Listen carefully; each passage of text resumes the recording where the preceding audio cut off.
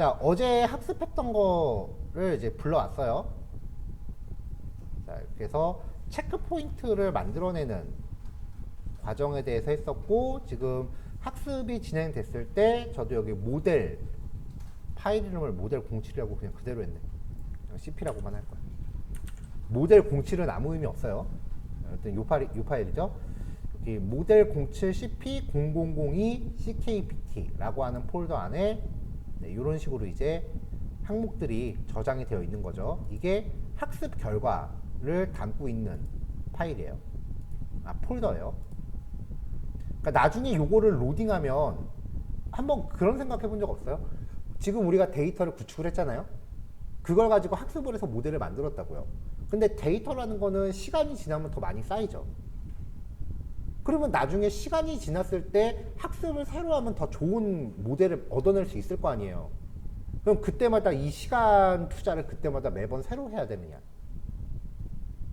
그러니까 학습 모델을 내가 데이터를 더 추가해서 업그레이드를 하고 싶을 때마다 이 시간을 내가 매번 투자해야 되느냐. 자, 이렇게 체크 포인트 파일을 만들어 놓으면은 얘를 로딩해 갖고 데이터를 여기다 추가해서 추가 학습을 시킬 수도 있어요. 여태까지는 이제 그럴 만한 예제가 없었기 때문에 굳이 그렇게 안 한 거고요. 이렇게 해서 체크 포인트가 지금 생성이 됐고요. 요거를 다운로드를 해야 되는데 얘가 그냥은 다운로드가 안 되죠. 구글 드라이브 연결해서 구글 드라이브에다가 옮겨버릴게요. 그게 낫겠다.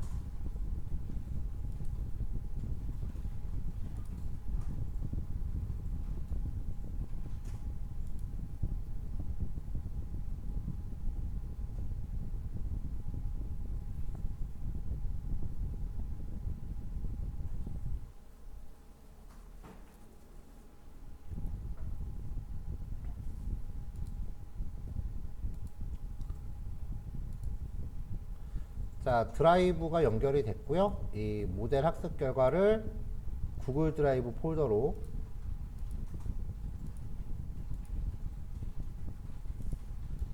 이렇게 옮겨 놓겠습니다.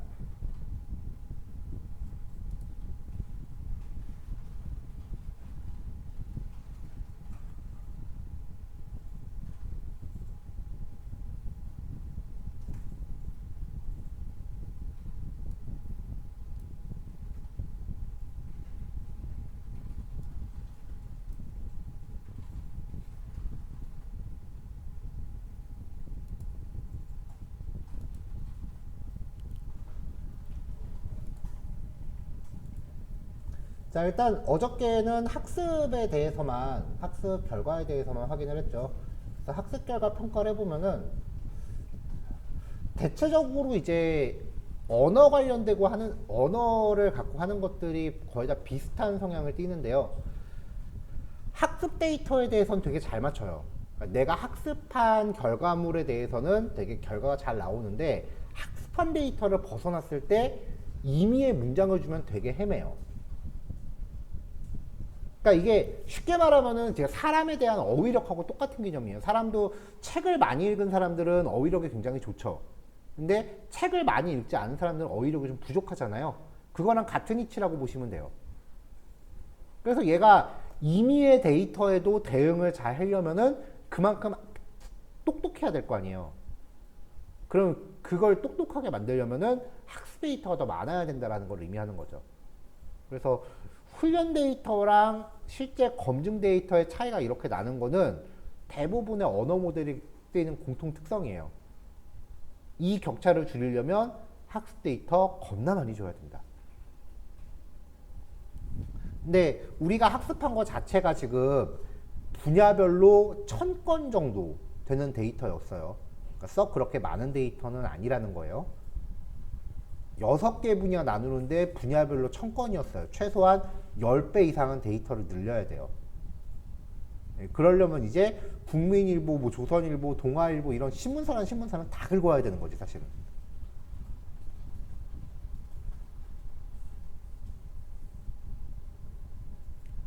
자, 이렇게 해서 이제 예측 결과 산정을 했고요. 예측 결과 산정을 하면 이거는 지금 이 분석 모델은 쉽게 말하면 그냥 소프트맥스 획이죠. 다 항분류잖아요. 그러니까 이렇게 산정된 값들이 각각의 카테고리별로 속할 확률 값인 거죠, 이게. 이 중에서 가장 높은 값을 갖고 있는 위치가 해당 확률이 되는 거고요. 그래서 요 리스트 중에서 가장 높은 값을 갖는, 큰 값을 갖고 있는 인덱스, 네, 그거를 뽑고요. 이걸로 이제 데이터 프레임을 만들어서 혼동행렬을 이제 확인해 보면은 확실히 학습 데이터에 대해서는 잘 맞춰요. 근데 지금 학습 데이터에 대한 혼동행렬이니까 네, 꽤 많이 안 틀리죠? 근데 이것도 사실은 뭐 적게 틀린 건 아니긴 한데. 자, 그렇게 해서 이제 어저께 했던 것처럼 임의의 문장을 제가 대충 이제 조사를 했어요. 이거를 형태소 분석 걸고 거기에 대해서 이제 분류어 세팅하고요. 그 다음에 분류어까지 걸러진 걸 이제 토큰화 시키고 패딩 처리하고 이걸 프리딕트한테 걸어서 똑같은 식으로 결과 분석해서 뽑아내면은 자, 첫 번째 문장 정치. 얘가 웬만한 건 다 정치로 빼는 것 같더라고요. 정치. 이건 정치 맞죠? 중저신용대출에 있었던 인터넷뱅, 이거는 거의 경제 쪽인데 이것도 정치로 보네요. 영국 노동당 대표, 다음 총선 이기면 브렉시트 협정 개정. 사실 이거는 그 세계 쪽 기사인데 아마 노동당이라던가 총선이라던가 이런 단어 때문에 정치로 빠졌을 것 같아요. 자, 일본 어패류 수입량 어쩌고저쩌고. 이거는 세계로 볼 수도 있고 경제로 볼 수도 있겠죠. 근데 국내 데이터는 아니니까 세계 쪽에서 갖고 온 게 맞고요. 이거는 IT 쪽이었는데 정치로 빼더라고요. 이거는 사회 쪽 기사였는데 IT 과학으로 뺐고. 보면 이제 정치 이외의 항목들은 분류가 잘 안 된다. 정치랑 세계 쪽 이외에는 지금 분류를 잘 못하고 있다라고 확인이 됐는데 이거를 보충하려면 확실히 데이터가 더 많아야 돼요.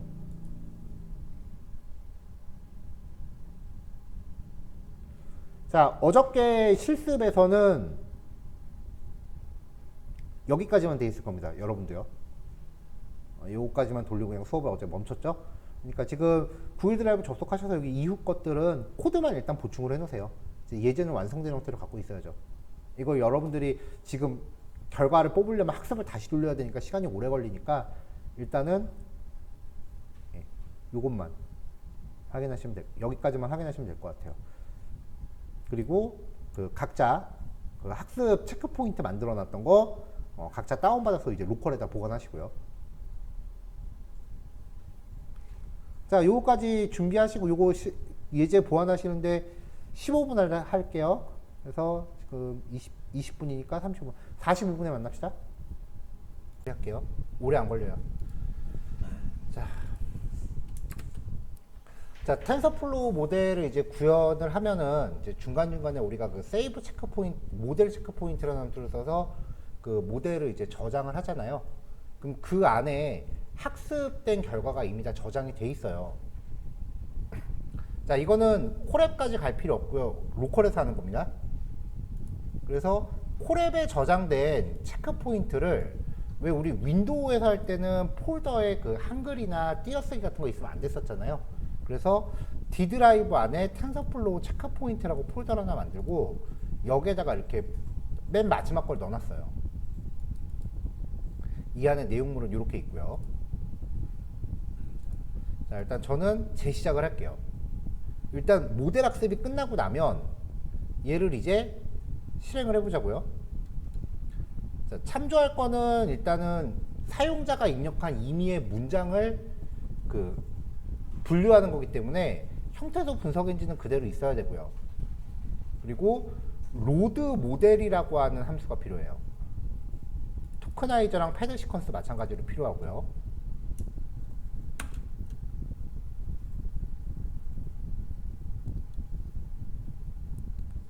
자, 이렇게 한 다음에 마지막 체크 포인트를 이제 로드를 합니다. 로드 모델이라는 함수한테 주면 돼요. 이게 별거 아닌 게 요거 한 줄 알아내느라고 제가 지금 1시간이 걸린 거예요. 온라인에 있는 모든 자료가 안 맞아요. 최소한 구글에서 검색했을 때 나오는 상위 20건 이상은 전혀 안 맞아요. 이게 API가 바뀐 지가 얼마 안 됐나 봐요. 심지어는 구글 레퍼런스도 안 맞아요, 지금. 그래가지고 요거를 이제 구글에서 올려놓은 GitHub 소스를 뒤져서 알아냈어요.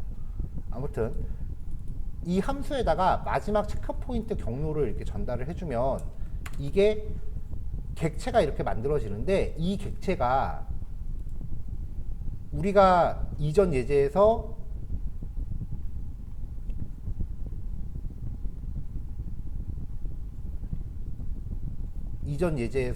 모델 정의하고 학습하면은 학습 꽤 오래 끝나잖아요. 그쵸? 여기까지의 상태를 저장하고 있는 거예요. 로드 모델이라는 함수에다가 한번 날려주면 여기까지의 상태를 저장하고 있는 거예요. 그러면 이 리스토어 모델한테 만약에 필요하다면 이렇게 해놓고 fit 한 다음에 추가적으로 데이터를 주면 추가 학습이 가능해져요. 그러니까 학습이 좀 오래 걸릴 것 같다 싶으면 이렇게 중간중간에 끊어서 여러 번에 나눠서 해도 된다는 거죠.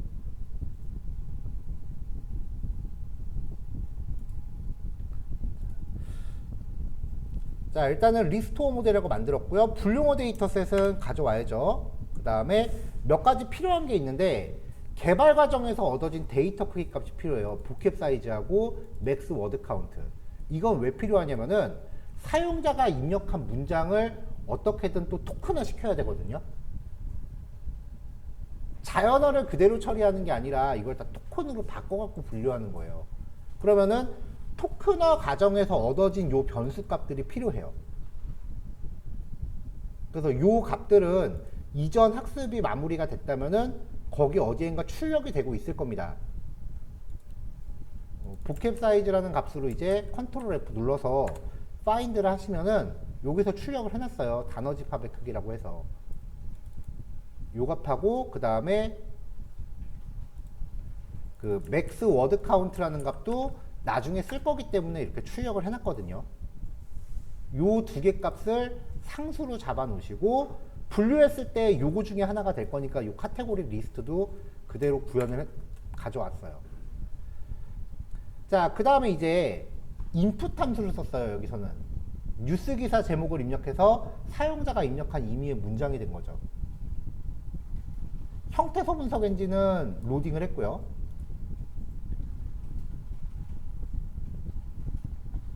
자, 그럼 이제 사용자가 입력한 문장이죠. 이 코멘트가. 이거를 형태소 분석해서 불용어 제거하고, 그 다음에 인풋 데이터가 차원이 2차원이어야 되니까 리스트로 한번 감싸줬습니다. 이 워드셋을 가지고 토큰화 시키고 패딩 처리시켜서 아까 리스토어 모델 얘한테 프리딕트를 시키면은 얘가 분류를 해요. 자, 입력하라고 했으니까 입력해 볼게요.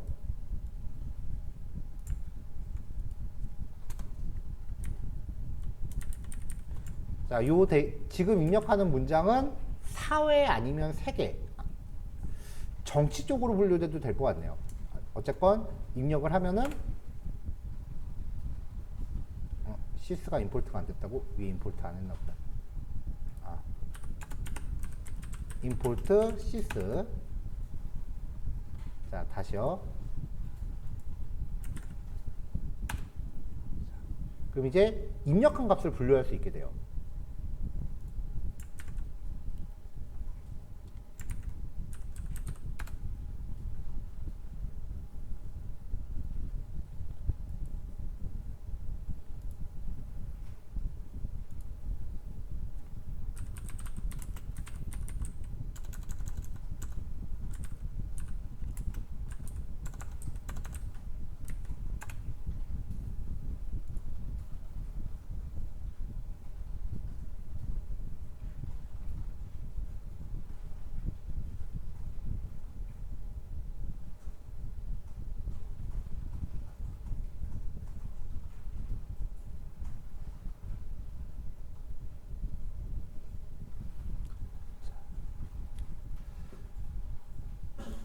자, 일단 이렇게 해서 요거는 제가 깃허브에 올렸고요.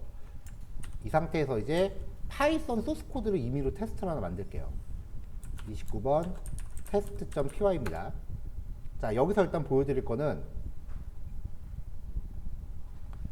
프린트 헬로 월드 라고 해서, 자, 밑에 터미널 하나 열게요.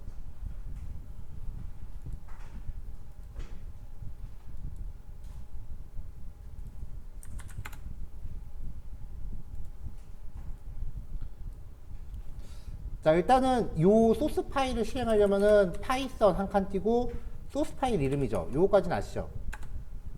헬로 월드라고 출력이 됐어요. 정상적으로 나온다는 걸 확인을 했어요.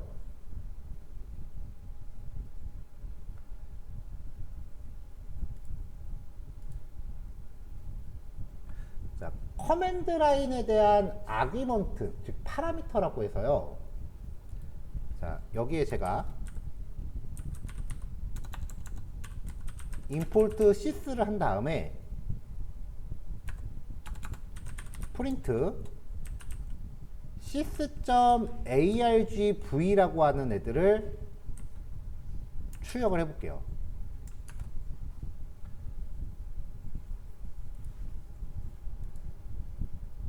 자, 이제 얘를 실행해 볼게요. 실행할 때 어떻게 실행할 거냐면은 코드를 열고 AAAA, BBBB, CCCC, D 띄어쓰기로 나눠서 몇 개의 정보를 더 내겠습니다.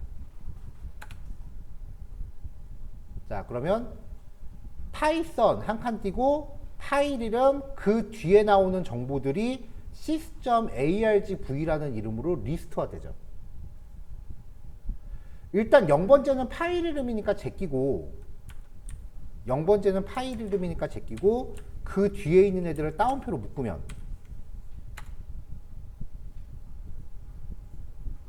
띄어쓰기 단위로 다 받아버리네요, 얘가.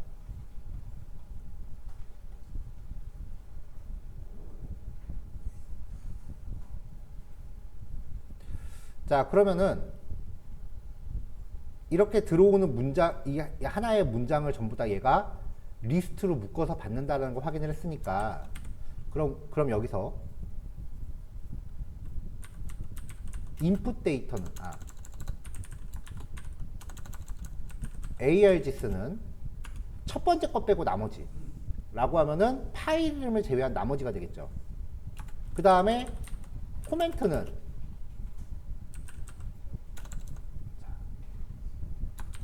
띄어쓰기를 이 args에 조인시켜요. 그래서 프린트 코멘트라고 출력을 하면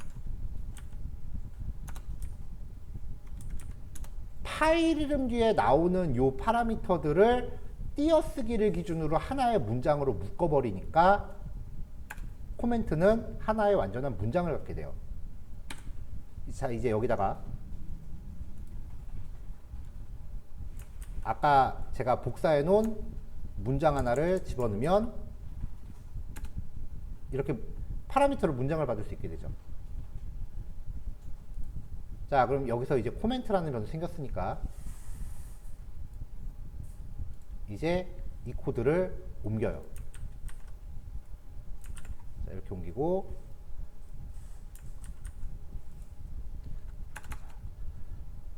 체크 포인트, 출력은 필요 없으니까 이제 출력문을 뺄게요. 자, 불용어 목록 가져와야 되고, 불용어 목록은 전역 변수로 쓰면 되니까 여기 위에서 그냥 바로 가져오죠. 여기도 출력 필요 없죠.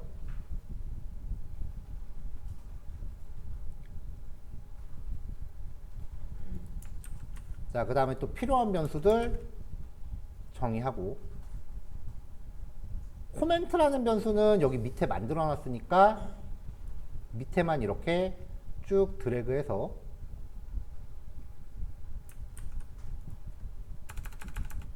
여기다가 붙여요.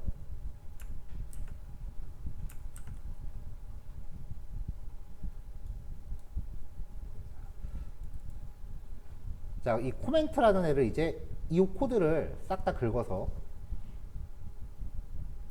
함수로 정의할게요. def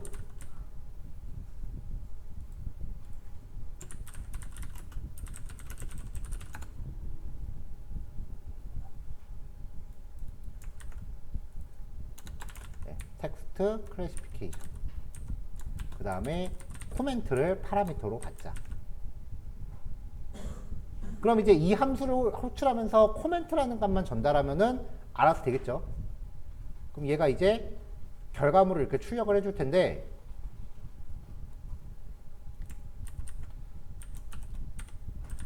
리턴 카테고리의 v.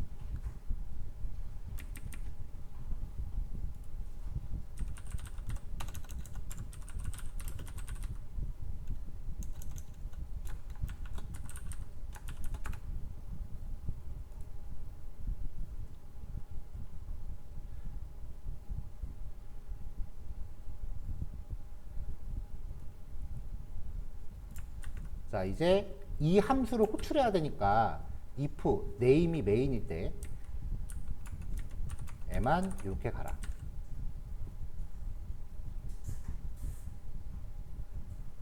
그럼 이제 요 if문에 의해서 아래쪽 코드는 터미널에서 직접 실행할 때만 가동이 되는 거죠. 만약에 이 소스를 다른 데서 임포트하면은 요 if문은 실행이 안 돼요. 이거는 코드에서 터미널에서 직접 실행할 때만 가동되는 명령이에요. 터미널을 통해 직접 실행하는 경우만 구동되는 구문. 그러니까 함수를 만들고 함수 테스트하는 용도예요. 자, 그럼 다시.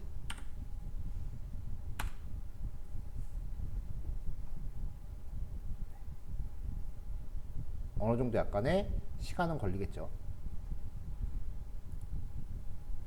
프린트 코멘트. 아, 이걸 해버렸네. 자.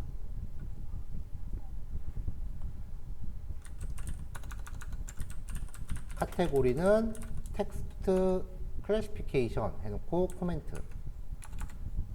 그래서 마지막에 입력한 댓글에 입력한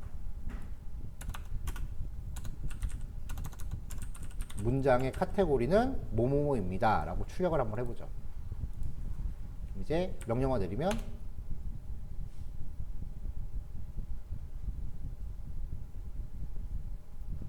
네, 입력한 문장의 카테고리는 정치입니다. 자, 이렇게 하면 이제 독립실행형 프로그램이 돼요. 오전 시간 관계상 이제 개념적으로만 말씀을 드려야 될 것 같은데,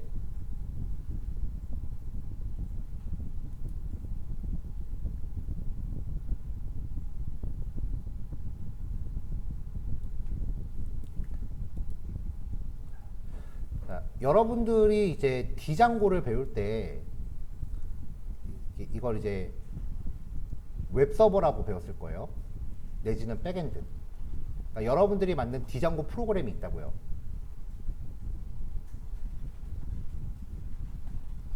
그리고 이거를 배우기 전에 이쁘진 않더라도 분명히 HTML을 배웠을 거예요. 이 HTML 배우신 내용 중에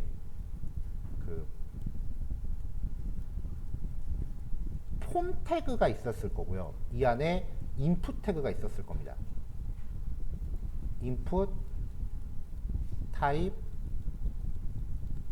텍스트 뭐 해서 뭔가 입력을 하고 여기에 인풋 타입은 서브밋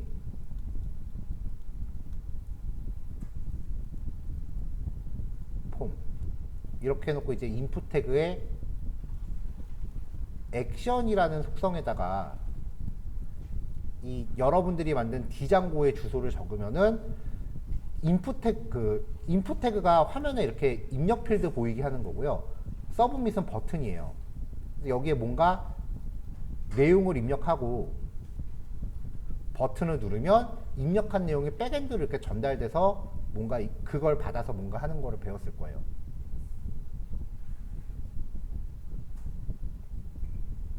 그러면 이제 조금 전에 만든 29번 예제 있죠? 이거를 D장고에서 임포트를 해요. 그리고 사용자가 입력한 값을 전달받으면은 그거를 이제 임포트한 함수에다가 전달하면은 분류 결과를 이제 뿌려줄 수 있는 웹 시스템이 완성이 돼요.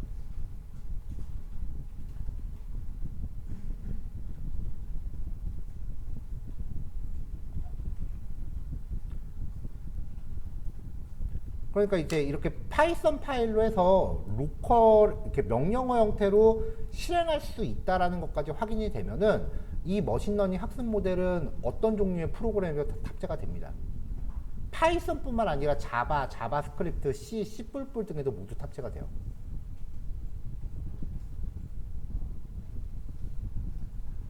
머신러닝은 어플리케이션 구현용이에요.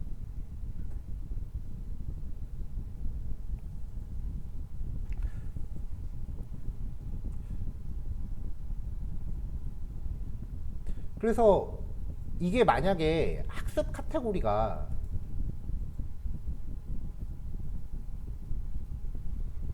지금 여기서 학습 카테고리를 이렇게 뉴스 기사로 해서 넣어놨는데 만약에 여기 학습 카테고리를 그 IT 전자기기 그 다음에 옷, 뭐 식품, 가구, 운동용품 뭐 이런 식으로 카테고리를 잡아서 거기에 맞는 학습 결과를 냈다고 치자고요.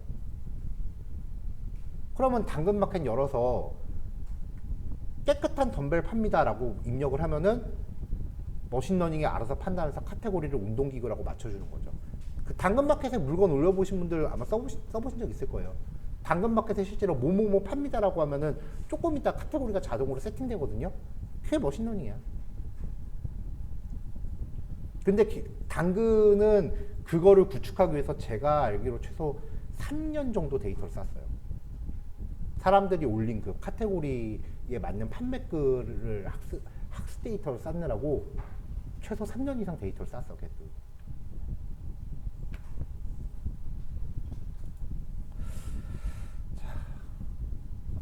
자, 예상외로 좀 요 코드 발견했는데 조금 시간이 좀 버전 차이 때문에 시간이 좀 걸려서 어제 재현님이 디자인 보고 힘겹게 줬는데 거기에 탑재까지는 못하고 오전 마무리할 것 같은데 일단은 28번, 29번 해서 로컬에서 돌아가는 것까지 완성을 하시면 됩니다.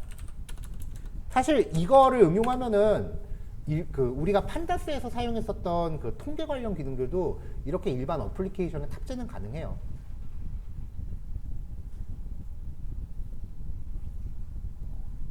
그렇게 해서 이제 통계를 낼 수 있는 웹사이트 같은 거 만드는 것도 얼마든지 가능하긴 해요. 사실 제가 그 개인 프로젝트로 생각은 하고 있거든요.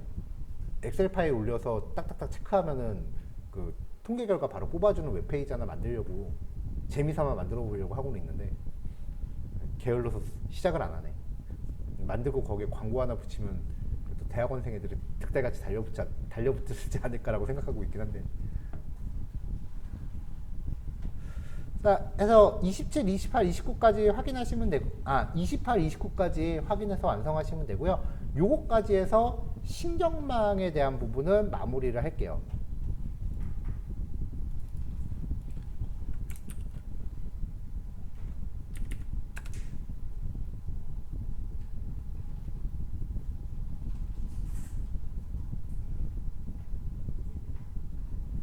이게 아니고.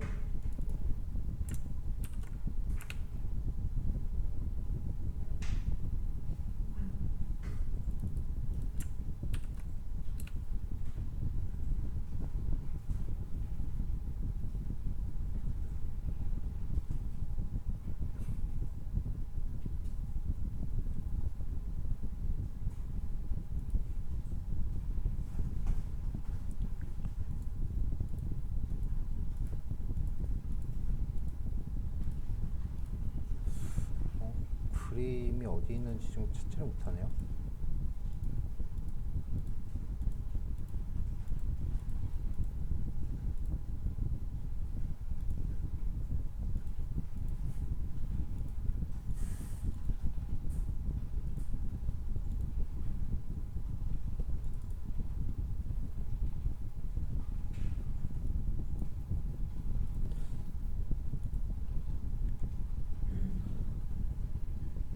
자, 뭐 요걸로 얘기해 봅시다. 자, 이게 전반적인 이제 머신러닝 알고리즘 분류라고 하면은 이제 지도학습에 있어서 회귀 분석하고 로지스틱 여기에 대해서 우리가 본 거고요. 보통 이제 딥러닝, 신경망의 알고리즘을 이렇게 따로 분류하기도 하는데 이 신경망 같은 경우는 우리가 전부 다 종속 변수가 있는 상태였죠. 그래서 인공신경망은 지도학습의 확장판으로 봐요. 확장판으로요. 이렇게 해서 이제 지도학습 쪽이 마무리가 된 거고요. 분류 같은 경우에는 로지스틱으로 바로 갔어요. 그리고 강화학습 계열은 이제 수업 대상이 아니다라고 했었고, 그럼 이제 머신러닝에서 남은 부분은 비지도학습. 비지도학습에서 가장 대표적인 건 일단 군집. 보통 클러스터링이라고 합니다. 그리고 패턴 검색과 차원 축소. 차원 축소의 대표적인 거는 PCA. PCA는 나중에 다시 한번 얘기를 할 거고요. 그래서 이 부분에 대한 진도가 이제 또 남아있는 상태인데, 일단은 여기까지서 일단락이 지어졌으니까 이 부분을 진행하기 전에 이제 GIS 먼저 좀 보고 넘어가자. 왜냐면 GIS 하면서도 입지 선정이나 뭐 그런 것들 많이 하는데, 그것도 어떻게 보면 군집의 분류, 어떻게 보면이 아니구나. 걔네들도 군집의 분류거든요. 그러니까 이제 겸사겸사 내용이 좀 이어지는 부분도 있으니까 좀 여러분들 관심사 높은 것부터 좀 정리를 할게요. 자, 이렇게 해서 이제 인공신경망까지 마무리를 했고요. 오후부터 이제 QGIS 좀 같이 살펴보는 걸로 할게요. 자, 여기까지 해서 마무리합시다. 식사 다녀오시고 올려드린 파일 실습하시는 것까지 해서 오후 내용은 한 2시 언저리로 시작할게요. 자, 여기까지입니다.